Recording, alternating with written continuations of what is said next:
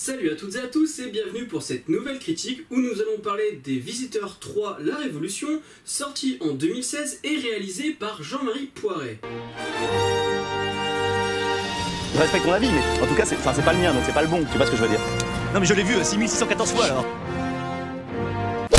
Godefroy et Jacouille sont bloqués dans les couloirs du temps, ils sont bloqués à la fin du XXe siècle, et pensant retourner à leur époque, ils se retrouvent en fin de compte à l'époque de la Révolution française. Et on notera la synthèse de l'épisode 1 et 2 à la manière d'un hommage à Star Wars, mais qui était vraiment pas utile, surtout quand on te rappelle plus loin ce qui s'est passé dans les opus précédents. Alors ce film, au niveau du cinéma français, c'est quand même un événement, bon ou mauvais d'ailleurs. Du coup, je me suis dit que j'allais faire une critique critiquable dessus parce que je suis sûr que beaucoup d'entre vous veulent savoir ce que j'en pense. Surtout les fidèles abonnés. Sire, je suis votre éternel abonné. Alors avant de commencer, faut savoir que la tendance sur ce film, c'est plutôt de dire... Ouah, c'est laid! Déjà, j'ai envie de dire... c'est pas plus pire que la version des United States of America quand même. Hein. Et c'est pas non plus une grosse catastrophe, faut pas déconner. Oh, vous avez l'air bon et très doux. Oui, je sais, parfois ça m'arrive d'être indulgent. Surtout que ce film, ok, même s'il est pas du niveau des deux premiers films, il reste regardable et même parfois drôle. N'écoutez pas les sires, c'est une folie! Non mais vraiment, dans l'ensemble, ça allait. T'es hyper décevant.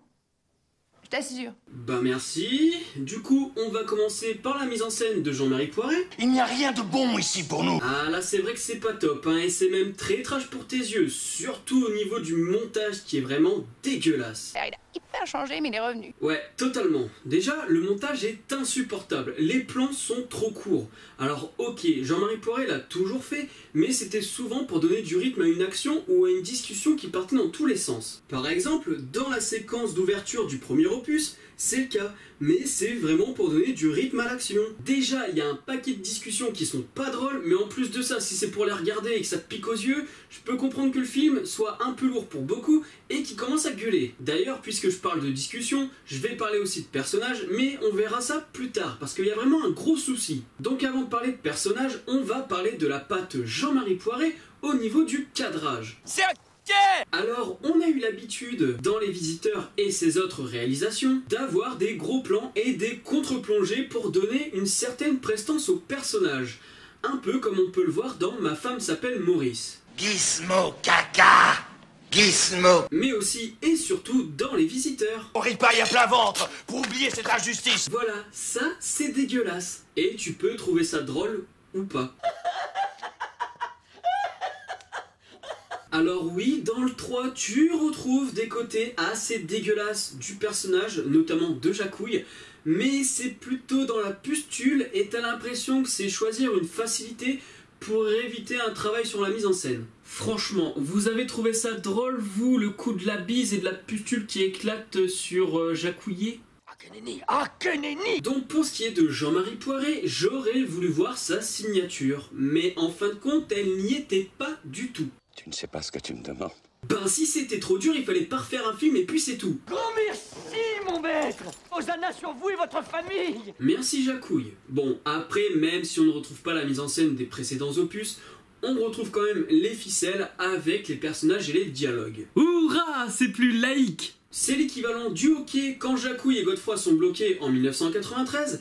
C'est une manière de te montrer que Jacouille veut toujours s'intégrer à l'époque où il se trouve, alors que de son côté, Godefroy cherche, dans son initiative de gros réac, de garder la France telle qu'elle était à son époque. Il nous faut remettre le dauphin sur son trône. Ou tout simplement repartir à son époque, qui est le Moyen-Âge, un peu à la manière d'Éric Zemmour, sauf que lui, ben, il est né au XXe siècle. Voilà, ça c'est fait. Mais voilà, ce qu'on aimait dans Les Visiteurs 1 et 2, et ben en fin de compte, c'est complètement flingué dans la première partie du numéro 3, avec un trop-plein de personnages. C'est un festival! Ouais, un festival bien boiteux qui va jusqu'à te faire oublier les deux personnages principaux du film, donc C'est de la merdasse royale. Ouais, j'aurais pas dit mieux. Et il faut savoir aussi que Les Visiteurs 1 et 2, voire même Les Visiteurs en Amérique, même si c'est pas très drôle, et ben leur puissance, elle vient du côté buddy movie, un peu à la manière d'un Bourvil et d'un Louis de Funès, même si on n'est pas encore au même niveau, et aussi un comique de situation avec ce duo anachronique. Alors qu'est-ce qu'on s'en bat les couilles d'Harry Habitant ou Karine Viard? J'ai envie de leur dire... Ciao! Heureusement, il y a des personnages qui servent très bien le duo, comme la sœur de Robespierre incarnée par Sylvie Testud, et qui donne vraiment une valeur comique dans sa relation avec Jacouille. Oui, c'est possible. Maintenant, parlons un peu du côté historique. On sent que Christian Clavier, qui a écrit le scénario en collaboration avec Jean-Marie Poiret, est un amoureux de l'histoire. Robespierre n'est pas représenté comme quelqu'un d'iconique, c'est même plutôt tout le contraire, et on ne montre pas la Révolution uniquement comme quelque chose de positif, car faut quand même rappeler que c'était une époque violente. Et en termes d'esthétisme, on peut dire que ça a de la gueule. Si on prend l'exemple des costumes, eh bien on voit qu'ils ont pris le temps de faire des costumes très colorés à la manière des révolutionnaires de l'époque. Et oui, j'ai dit que la mise en scène était pas terrible, mais pour Marat, on essaye de se rapprocher du tableau. Et honnêtement, tu fais vite le rapprochement, même si t'as oublié que le tableau qu'on te montre depuis au moins le collège, eh ben c'était Marat qui était dessus. Alors pour le côté historique, en fin de compte, c'est plutôt bien foutu. Après, t'auras toujours un expert ou un historien qui te dira là il y a cohérence, là il y a incohérence. Là il y a cohérence, là il y a incohérence, là il y a cohérence, là il y a incohérence. Sauf que moi, eh ben j'y connais rien et je trouve que ça le fait. Un saint homme. Alors saint homme, on me l'avait jamais dit, mais on va faire avec, ok? Et au passage, Christian Clavier est toujours excellent dans ses multiples rôles. En revanche, il éclipse peut-être un peu trop Jean Reno. Ben si, désolé, le dosage il est pas équitable. Merde. Et il y a des petits trucs sympas sur les voyages dans le temps, comme par exemple comment on est passé du nom de Jacouillet à celui de Jacquard. Et ça, il fallait le faire, parce que je m'y attendais pas du tout. Et comme je parle de voyage dans le temps, je vais vous parler de la dernière séquence. Et rassurez-vous, je ne vais pas spoil. Alors avec ce que je vais vous dire là, je sais déjà que ça va gueuler dans les commentaires, mais malgré que le film soit très moyen, eh bien je me suis dit, avec cette dernière séquence, pour ceux qui l'ont vu, vous comprendrez sans doute pourquoi, mais je veux bien une suite. Je ne suis point malade ni faux dingo. Oui, je sais, c'est dingue, mais certains peuvent comprendre, parce que vu la situation, je me dis que ça pourrait être très comique. Mais à ce moment-là, s'il vous plaît, parce que je suis sûr qu'ils ont déjà une suite dans la tête, évitez, s'il vous plaît, de mettre autant de personnages. C'est vraiment inutile, ça dessert votre film. Et pour la musique, il n'y a rien de transcendant, et c'est bien dommage. Et même, je pourrais aller jusqu'à dire qu'à un moment, on pompe Howard Shore sur la musique du Seigneur des Anneaux quand il vous présente la comté, lorsque le personnage de Frédéric Bell sort de chez Franck Dubosc. D'ailleurs, je lance un appel, arrêtez de donner des rôles de cruche et cervelé complètement bonasse à Frédéric Bell.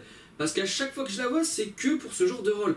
Et je pense qu'on peut peut-être lui donner autre chose à faire. Elle en a sans doute les capacités.